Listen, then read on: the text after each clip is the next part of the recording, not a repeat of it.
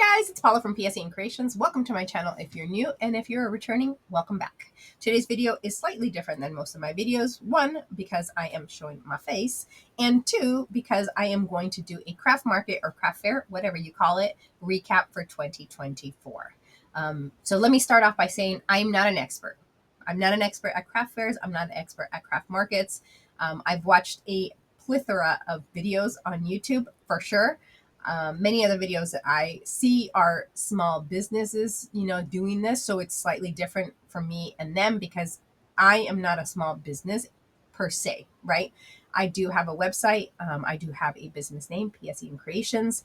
I do like to create things and share my creations with people that are interested in them. But I also know that my items are not necessarily going to lead to a large business that I will one day be able to quit my 9 to 5 and allow this to sustain me. At least I don't think so, right? So I'm not there. So I'm going to put out that as of right now, it's not.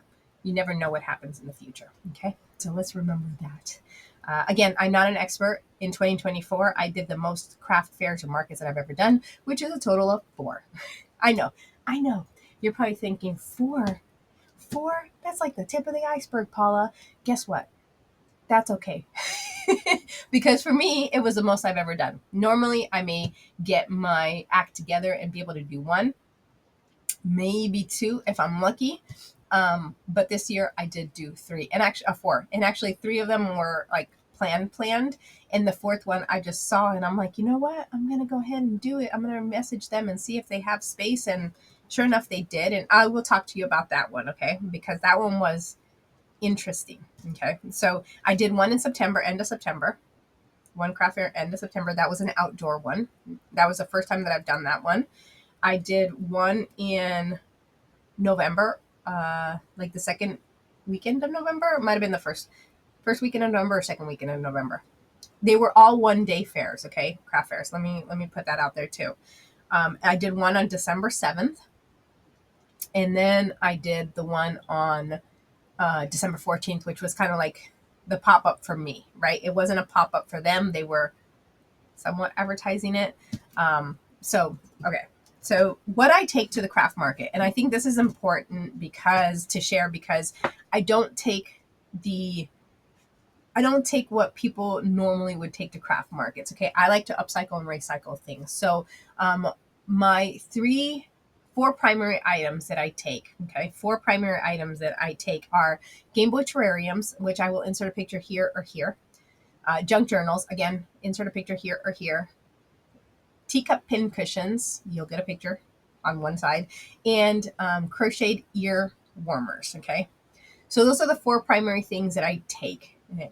And this year, what I learned, which I kind of learned in the past years too, but I really didn't do anything about, was adding lower priced items. So my teacup pin cushions aren't very expensive. They range from $5 to $10, very, very reasonably priced. My ear warmers, I usually charged $5 for them, or I would sell them 2 for $8. And again, it doesn't take me more than 20 minutes to make them. So that was like a lower priced item. People would buy 2 of them. They would buy for their teachers if I was doing it out of school. It was really great. Actually, with this one past market, I feel like this one lady bought them so she can resell them. And I just say that because she was a crocheter as well. So she should have easy peasy to make, right? And so, but maybe I'm wrong. I could be wrong, but neither here nor there. Okay. So a lessons learned was having items at smaller price points. My Game Boy terrariums obviously are a higher price point. Now my Game Boy terrariums never are more than $45. But again, it's a lot of money. $45 is a lot of money for a lot of people.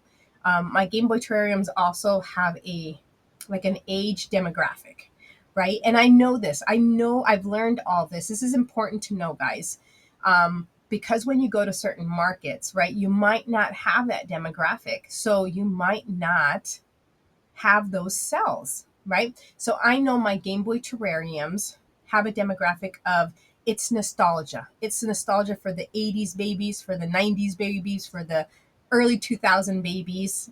It probably ends around 2010 at max. um, because these are not toys, they are pieces of art or decor to allow you to remember a Game Boy system, right, that you played in your early days of life, right? Not like in your teens or, when you were young, right? Maybe even in your 20s. um, so, and the little characters that I put on them, some Pokemon or Mario or some other characters, Hello Kitty, again, it brings back nostalgia, right? So it's not for the smaller kids. So I know that going into certain markets, if I don't have that demographic of buyer, right? If it's all like small kids with their parents that, then chances are I'm not going to sell any, right? That's just, everybody thinks they're absolutely amazing and cool, but why would they buy them, right? For what? So, okay. So we have that. The junk journals are the same, right? You have to have somebody that likes to write, likes to journal, or know somebody that likes to journal. I mean, if it's a themed one, that it would be a great gift idea. So again, they're not easy sellers. And my junk journals range from, depending on, my junk journals are very cost effective. I'll put it that way, right? I know that many people charge a lot for their junk journals, and everybody has a right to charge whatever they want to charge. If this is your livelihood, I totally get that. Um, so I charge for my little golden books usually $30, and that's the most that I would charge for a junk journal. To be honest, um, unless it's something that I put in a lot of items that cost a lot. So I really look at what does everything cost me, not necessarily the labor that I put into it, because the labor that I put into it is the joy, um, time that I have in crafting, right? Again, this is not a business for me at the moment. This is more of a hobby. So that's why I take that approach. Okay. So again, junk journals are very niche, for certain people. So I try to find things where it maybe brings nostalgia again. So Sesame Street, Winnie the Pooh, some of the Disney ones, that I make junk journals out of. Sewing themed junk journals I seem to do really well with, because people may be getting into sewing, or they have a family member that has been sewing for years, and so things like that. That's really where I found, um, that a lot of people like that, right? So you kind of focus on what you're seeing that people like. The pin cushions, it's a hit and miss, right? I try to stick to the smaller teacups, because people like to have the pin cushions maybe on a windowsill, or on a shelf in their sewing room.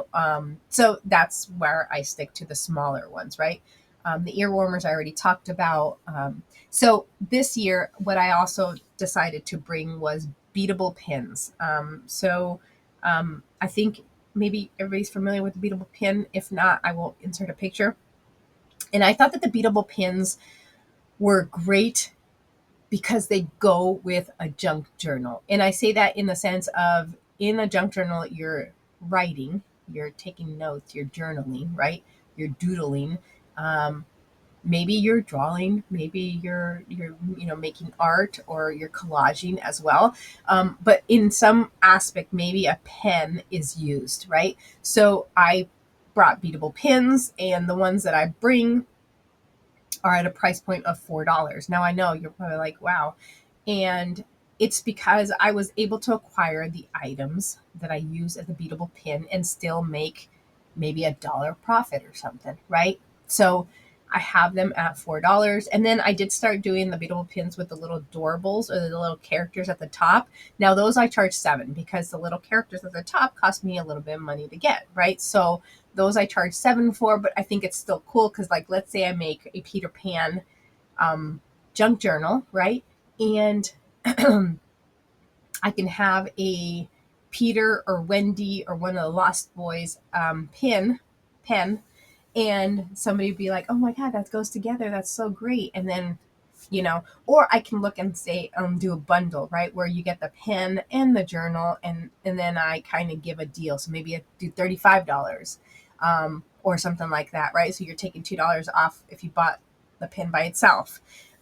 So those are important things to remember. Another thing that I ended up bringing was a religious pen and bookmark combo. And those I was charging $3 for. And again, I thought it goes well again with a journal and a bookmark, with reading or with putting a bookmark in the journal and using it somehow like that. That was another low cost um, price point item that I brought. The other thing was keychains. So I took little characters that I had not used or wasn't going to use in my Game Boy terrariums, for whatever reason. Maybe I bought like a lot, not like a lot, but a lot of, um, and I wanted like certain characters, and the other ones were just, it was part of it, right? And so I took those characters and I made them into keychains, and the kids love, even adults really, love to add keychains to their backpacks or their purses or whatever it is, right, that they have. Um, so I had those. The smaller ones were $2, and then the larger, if I had like a larger character, they were $3.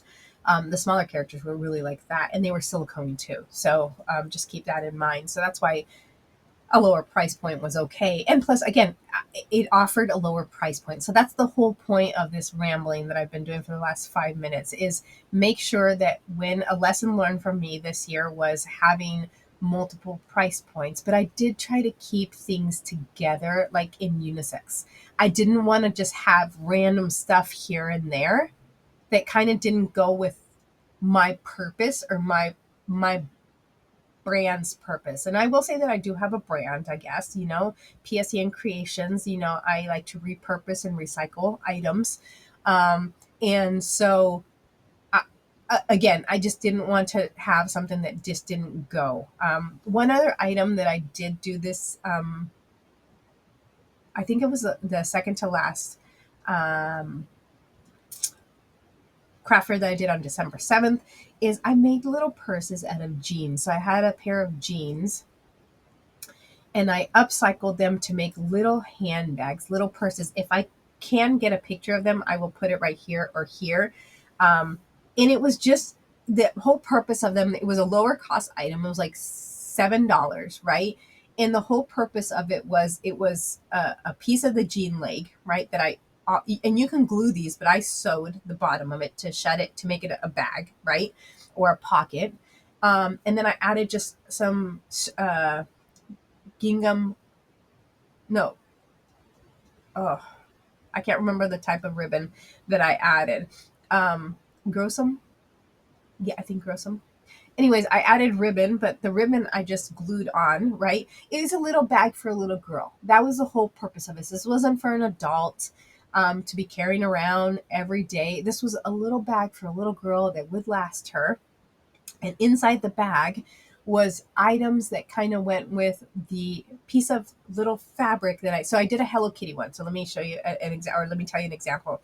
I did a Hello Kitty one. So I had a piece of Hello Kitty fabric. I fused it on there. And then inside the pocket, I had little Hello Kitty. I had a little notebook. I put a little Hello Kitty. I got little, like a 3-pack of notebooks from the Dollar Tree. And I had a Hello Kitty sticker. I put the Hello Kitty sticker on the front of the notebook, and that was a Hello Kitty notebook. And then I had a pen that was Hello Kitty that I put in there. Now, the pens only cost me a few cents, so it wasn't a lot of money. It wasn't like my beatable pen, so it was just a regular Hello Kitty pen that I had. I had a set of like 5 of them or something like that. And then like I had a few Hello Kitty stickers and I put them in there, right? And that was it. That was it. It was great. I only sold 2 of those, so I think I didn't mark them as well as I probably should have. But it's another recycled and repurposed item, and it kind of um, hits different age, groups and categories. So Okay. One thing about junk journals. Sorry, I'm just trying to think of what other items I wanted us to share with you. Your display. I need to stop saying the displays that you have is important. Try not to lay everything flat. Okay, especially your junk journals. Don't lay them flat. I have a little board that has little like it's like a pegboard with words, and I have the words spelled out. I have the sentence spelled out. Ask me how to use a junk journal. And I have that set up on the table that I have my junk journals, and I have my junk journals standing on little stands that I picked up on Amazon. I think you can get them on Temu as well, but they're little clear stands that the journals just sit on. I open all my junk journals so that people can, or I untie them so that people can just pick them up and look through them. A lot of people don't know what they are. They're scared to pick them up to look through them. So I had to constantly be saying, feel free. So, to pick them up and look through it. But what I did the second craft fair, what I learned is on a index card, on a small index card, I put look inside, and I clothespin. I had a clothespin in my little box that I took with me, and I put the clothespin on the cover with that note card that said look inside, and the look inside was in colorful letters, and I put it on there, and people were coming, and I had let's say I had this, and this was my journal, right? So I had the clothespin, I had the look inside um, index card right here, and I had the clothespin. It was tied with the clothespin right there. Or it was um, the clothespin had it grabbed right there on the front cover, and people would come, and I would have it laid on the table like this, and people would come and they would actually look inside, right? So that's how you get people to look inside your junk journals, because I know junk journals are extremely hard to sell. But if that's something that you enjoy doing, you have to find ways. I think in 2025, what I'm going to do is I'm not a journaler personally, but I would like to start journaling. So what I'm going to do is I'm going to start to journal at the beginning of the year. And what I'm going to have is ideally an example. So I'm going to try not to put, extremely personal things in the journal, this particular one that I'm going to do. Maybe it's more of my thoughts, things that I'm grateful for, um, maybe things that, I just questioning, random things, but things that are still relevant to me being able to journal. And I'm going to take that as an example one, right? So I'm not only going to I'm going to have one that actually has been utilized and filled. That's a great thing to do, is have something that's been utilized and filled as a junk journal to give you that experience. Okay. So let's recap. Okay. Um, you have to have different price point items. You have to go in knowing whether the items that you have, you're going to have the audience that is going to want those items. Again, you will learn that with time. I have not done many, but I've already learned that, I have niche items, and it takes certain individuals to attend the craft fair in order for me to actually sell items. Okay. So different price points, know your demographics or your audience for the items that you're taking. Make sure that you have good displays. Practice your setup. That's always a great thing. Tablecloths, totally important to have tablecloths. It just adds a little bit of a cleaner look. Okay, a cleaner look. If you're just starting off, start off however you can. Look for craft fairs that are lower cost booth items. I never do a 2-day one because I don't have enough inventory for 2 days. Everything I do, I have to acquire the items and then I make the items, right? And so that takes a lot of time to acquire those items and to make them. So I wouldn't have enough to do a 2-day one, let alone like I've seen where there's 19-day ones, especially in the holiday season. Um, so again, hence why I have the mindset as of right now that this would not be sustainable business with what I'm selling, right? They're great, unique items, absolutely great, unique items, but it's not sustainable for starting a business. Now, you can do stuff online and stuff like that. Absolutely, that's cool. But I don't know if it will pay your bills. Maybe if you're living frugal. Okay, so excuse me. Um, get there early so that you have enough time to set up. Don't be that person getting there late. Make friends with those vendors around you. It's always great to be open, especially if you're going by yourself. I go to all my craft fairs alone. So I set up by myself, I break down by myself. Now, sometimes my husband does come and help me break down, but that's if the fair is not too far from him or from our house, because I don't think that it's worth the drive for him to go out there just to help me break down. I set up, so I should be able to break down, right? So I do appreciate him coming when he does, but only if it makes sense. Maybe we're going somewhere afterwards, right? And we're going to meet up somewhere afterwards that's close by to where the market was. So that makes sense. Okay. And just have fun. My husband always tells me before a craft fair, have fun. My goal is always to at least make my booth fee. Maybe I need to make my goal to make more than my booth fee. Put it out in the universe, right? But my goal is always to make my booth fee. Now, again, part of what I do is I don't sign up for ones that are going to be extravagant prices for booths.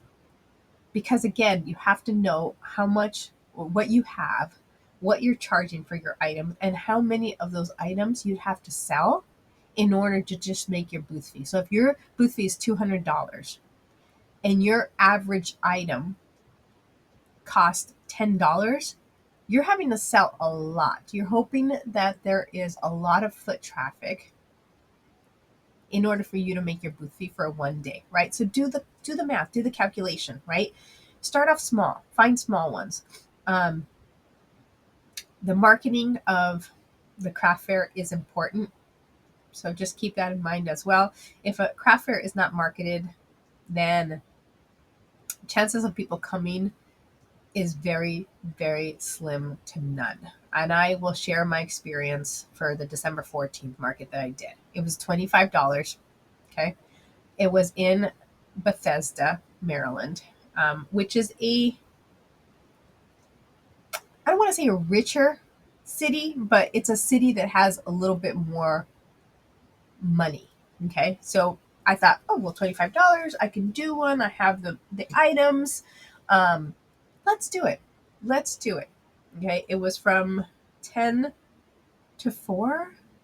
I think 10 to 4. It turns out this was their first year. Okay. It's okay. It was their first year.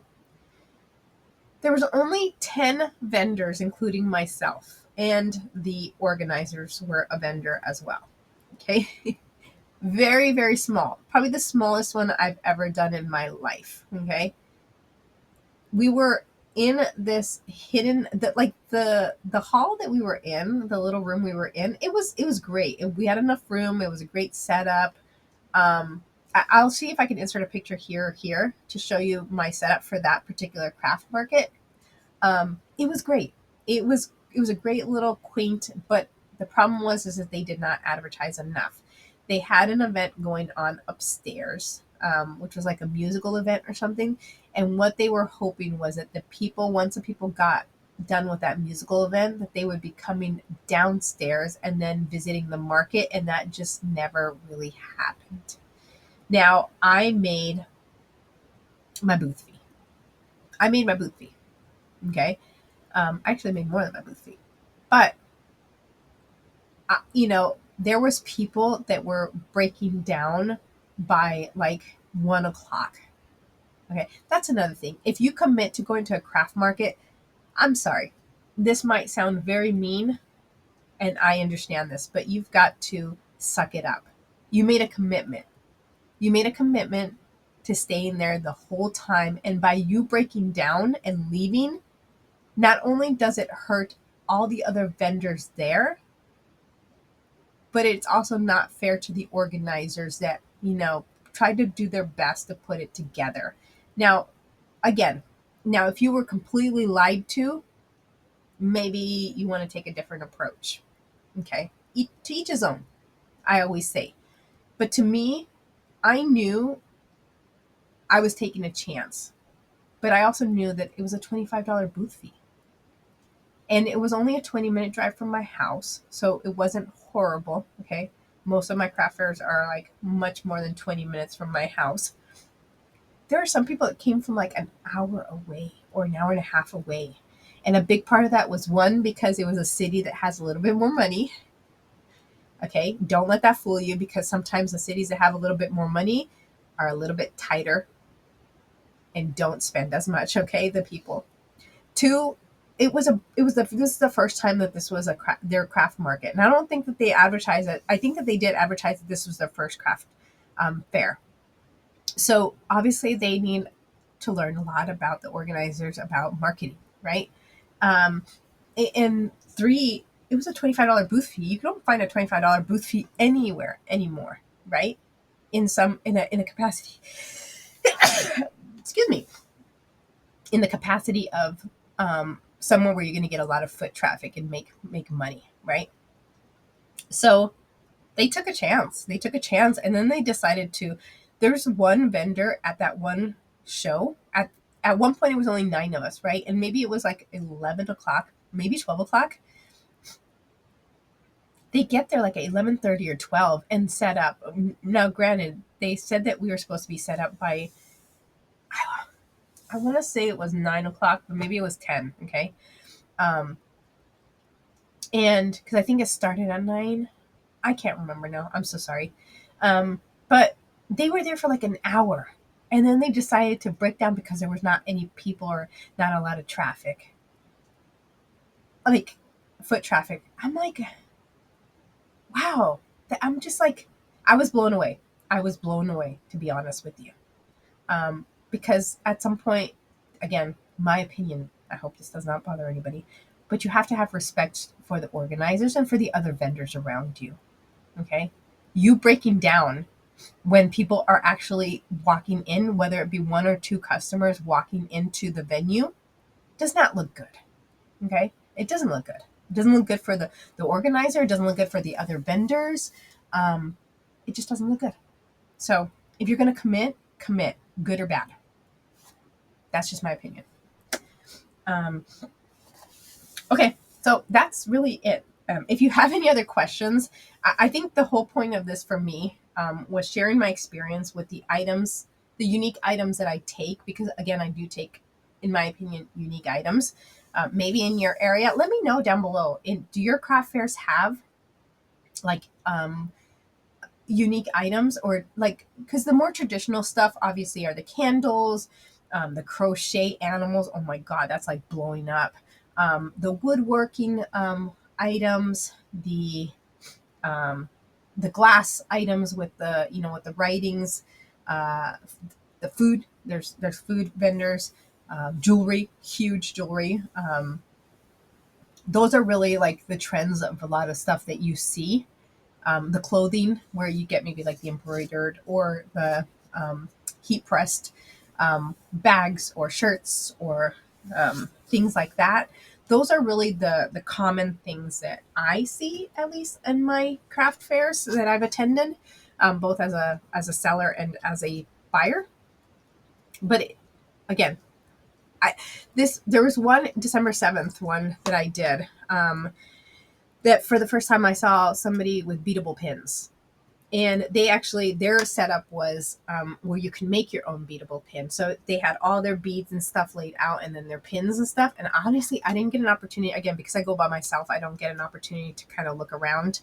But oh, I'm sorry, let me take a step back. When I talked about, and then I went into a rant about befriending your neighbors and the other vendors, very important if you go by yourself, because if you have to take a potty break or for whatever reason you need to step away, or they need to step away if they're by themselves, there's that trust, right? That you're going to look after mine, I'm going to look after yours, and we're all in this together. We're all in this together, right? It's not a competition, it's a community. And for the most part, all the ones that I ever go to, Well, I don't have to worry about people selling the same thing I'm selling because I have not seen it. So I'd never get put next to someone that has the same item as me. But for the most part, the ones that I've gone to, always if they have like vendors, and sometimes you can't help it, right? Because you have to fill the spots, but you might have 10 crocheters, right? People that crochet different things, whether it be clothing or animals. Um, and so sometimes you can't help it. And sometimes some of the vendors are maybe not side by side, but they might be, not too far off. Like you might have like a separation of 2 or 3 vendors, selling the same thing. But befriend your vendor friends, your vendor neighbors at craft fairs. It's um, very useful. Very useful even if you're not by yourself, because then you can get a little bit of insight into other craft markets and things like that. So keep that in mind.